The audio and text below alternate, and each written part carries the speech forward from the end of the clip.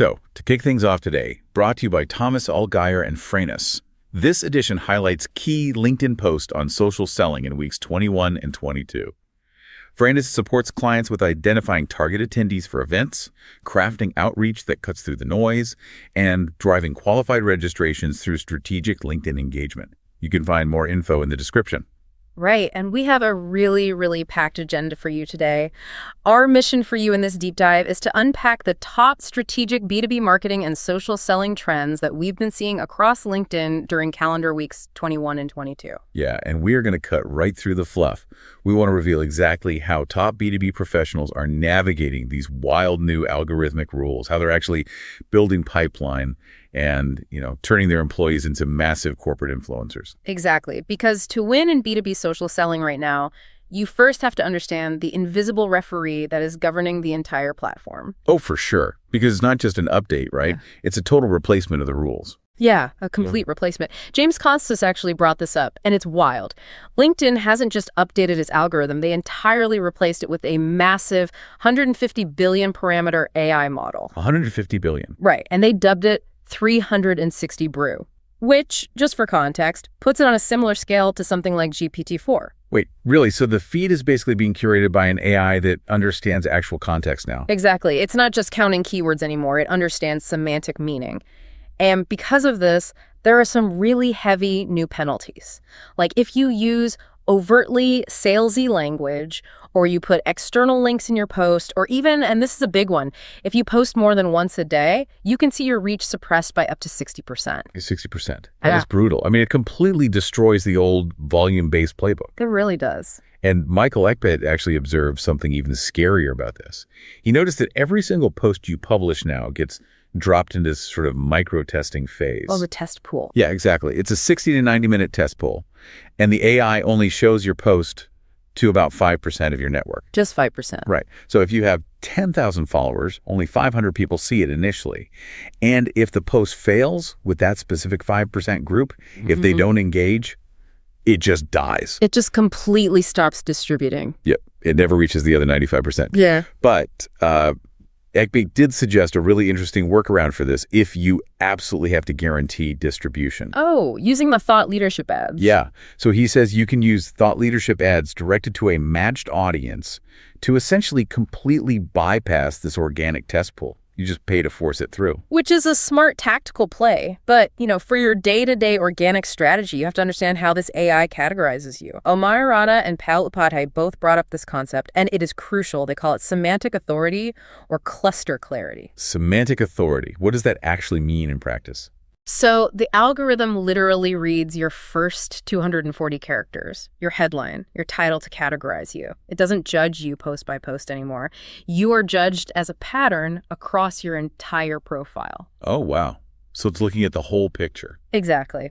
Upadhyay points out that if your headline says, sauce founder, but then you just post about your morning routines or your weekend hobbies, you just get buried. The AI gets confused. You have to stay in your specific topic lane for like 90 days straight just to train the system on who you are. Okay, let's unpack this. Yeah. Because it's like getting typecast in Hollywood. All right. That's a good way to look at it. Yeah, like if the AI decides you're an action star and you suddenly try to do a romantic comedy about your weekend hobbies, the algorithm just refuses to distribute the movie. Right. You're in the wrong genre. But doesn't this kill authenticity? I have to push back here a little bit. If I have to stick to one strict corporate topic to please a machine, doesn't that make me a robot? Well, that is the big trap. But Alexander Weck and Bjorn Tantau argue that AI without strategy actually just makes everyone the same kind of average. Right, because everyone is using AI to write now. Exactly. Since the algorithm forces us into these strict lanes, the next challenge is standing out when every other B2B marketer is using AI to generate content on your exact same topic. Generic thought leadership, like those 5 tips for more reach posts, they are dead. A free AI can write that better and faster than you. Which perfectly lines up with what Annabelle Pickens was saying. She advises everyone to just stop trying to sound like a McKinsey article. Yes, because buyers see right through it now. Exactly. She says the best content actually comes from real client conversations. It's the handled objections, the things you said on a sales call that actually made the buyer pause and think. It's the messy reality of the job. Yeah, and Mandy McEwen actually had a cool tactic for this. She says AI can be useful, but you have to feed it your own transcripts. Right, your own voice. Exactly. Give it your old posts, your actual sales calls, so it learns how you actually talk, rather than defaulting to that generic internet voice. That is so smart, because once you have that authentic voice, you still need to get people to stop scrolling.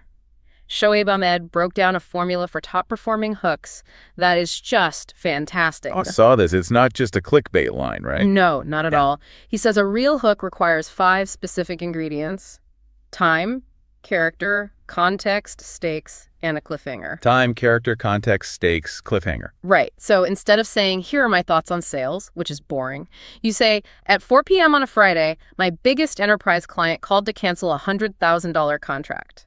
Here is the 3-word phrase I used to save the deal. Oh, that is so good. The stakes are immediately clear. Right. You have to click see more. So here's where it gets really interesting. If the secret sauce is our messy, real-world experience, does that mean the most valuable asset a B2B marketer has today is actually their failures? Like the things that go wrong behind the scenes? Absolutely. Because an AI can fake success, but it cannot fake the highly specific nuance of a real-world failure. That lived experience is your moat.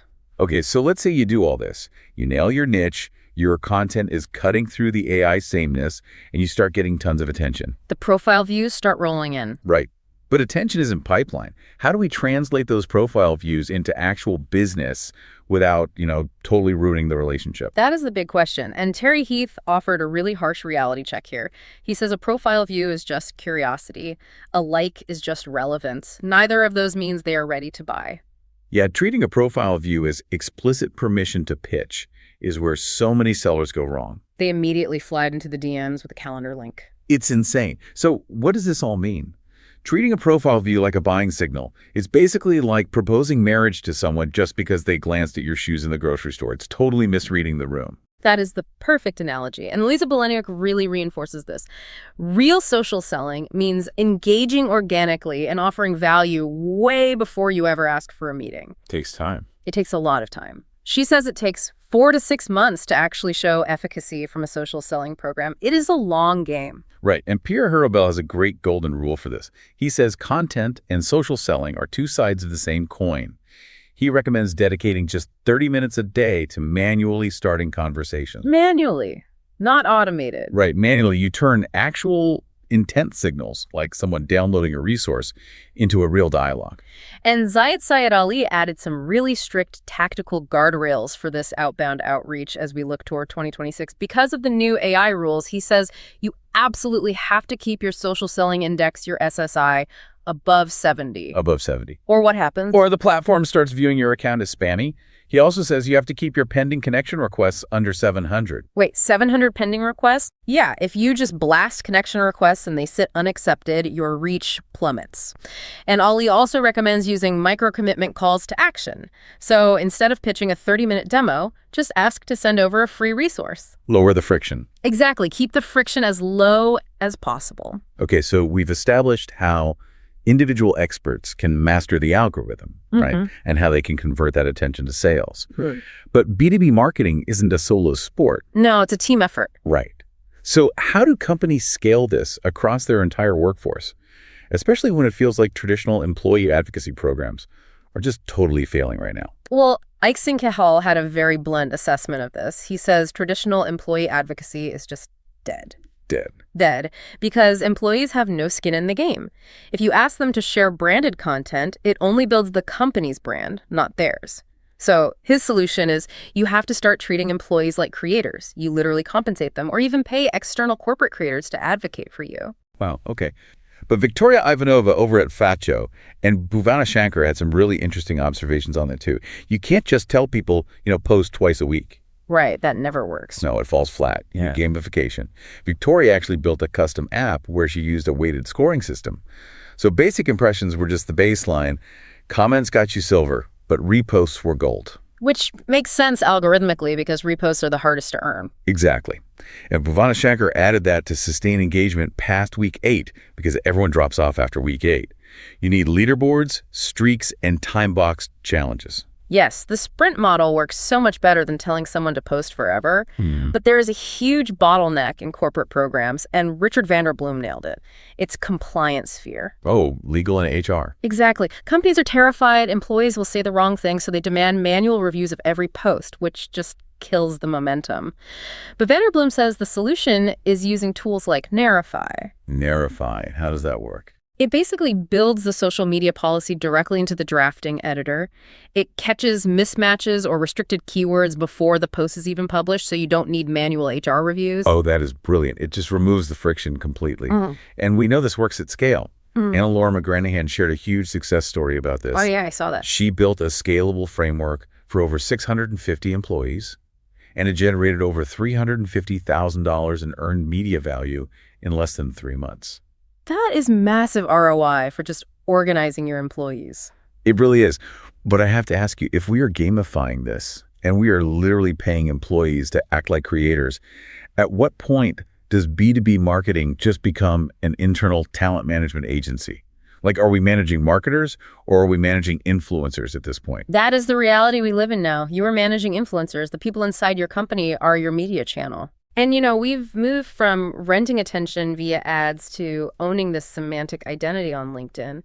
But I want to leave you, the listener, with a final concept to really mull over. Okay, well, lay it on us. If your digital footprint is training this AI to lock you into a specific expertise cluster, how difficult is it going to be for you to pivot your career or rebrand your company 5 years from now?